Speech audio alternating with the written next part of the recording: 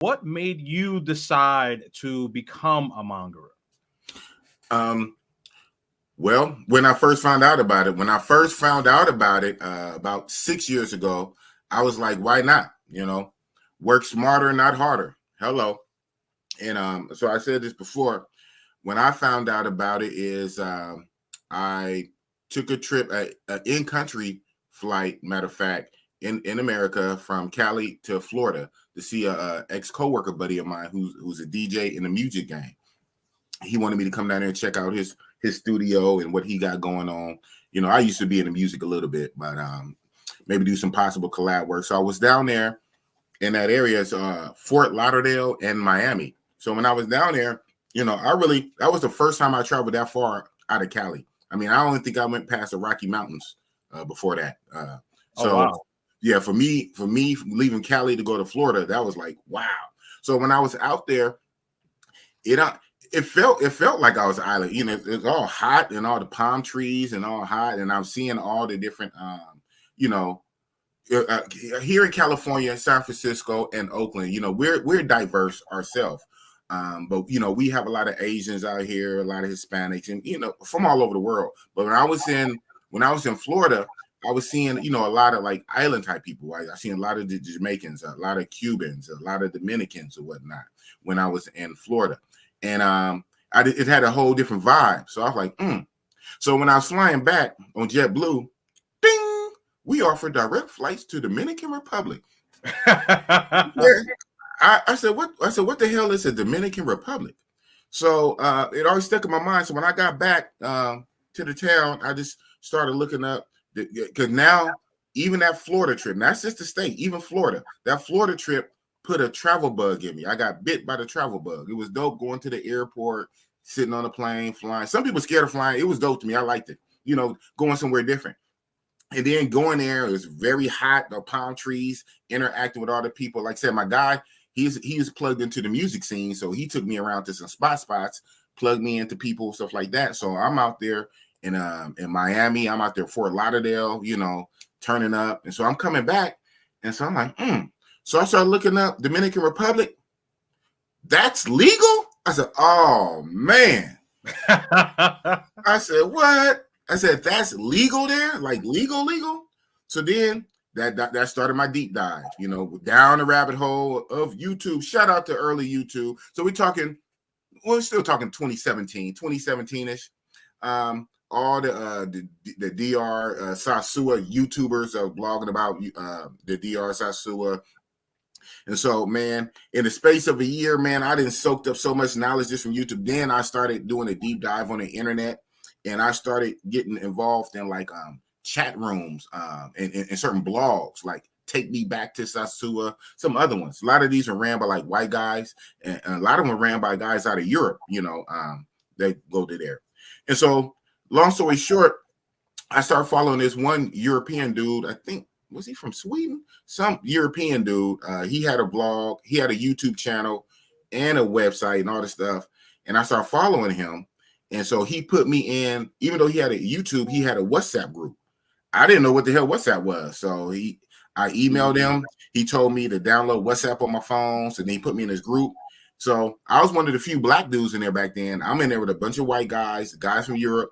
And man, and that's another thing. People talk about us. Man, we ain't got nothing on them white boys, man. They do the most. They do the most.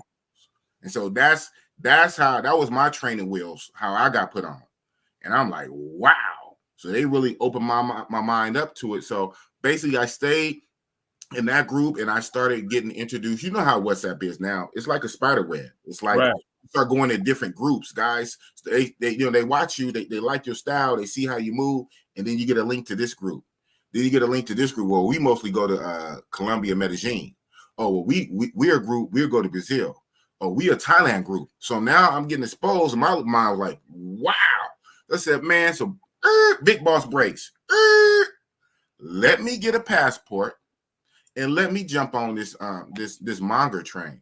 So that's how I got started into it. And so when I went, like I say, I have to say, the ease of use, the point and click. The ease of use, the point and click. I don't know why it's not legal here in America, outside of Nevada, right? Again, like I said earlier, a few minutes ago, it's legal in America in one state, but not the other 49. Make that make sense. If it was so bad and terrible and evil and moral and blah, blah, blah, blah, it should be nowhere. It shouldn't be a hint or a trace. But very interestingly enough, you have it in one state. So if you have it in one state, you can have it in 48 to 49 states. So I don't want to hear that talk, that moral talk, because we have it here in one state. And of course, it happens here, but under the radar. So I like things to be real and not fake, right? So if you're going to be about it, right? These other countries, they know what it is. Now, you can get into the thing, is it for their economy? Because, a lot of these places are developing economies or whatnot. So that is included with tourism, regular tourism. And then you have, your monger type P4P tourism that boosts it up. Hey, for whatever it is, as long as everything is legal, is above board, why not have at it? So I got into it. The reason why I got into this lifestyle, because I just saw it as one extra tool on my utility bill or whatnot to utilize. I do what I do here in the States, but why not take my talents abroad where it's easier, cheaper for most part, even though outside of the expense of traveling. But why not work smarter and not harder? I hear you. Which kind of prompts me to ask another question, because you mentioned how basically like prostitution is just legal in Nevada. Now, do you think like if more states started to legalize prostitution, especially with the way like how inflation is now, right? Do you think like that may help slow down some of the inflation? Nah, really. Unfortunately, if they did, well, I don't know. My thing is, if they did, it would actually probably increase the prices in a lot of places. I don't know. Well, I look at it, okay, Big Boss Race. I look at it like this. The precedents that I can use that I know from my state for something that used to be totally illegal, you go to jail for. Now, at least here in Cali, I don't know about other states, it's totally legal now. They have shots for it. Cannabis, marijuana, weed. I don't know about other states, but here in California, marijuana is 110% legal. Legal.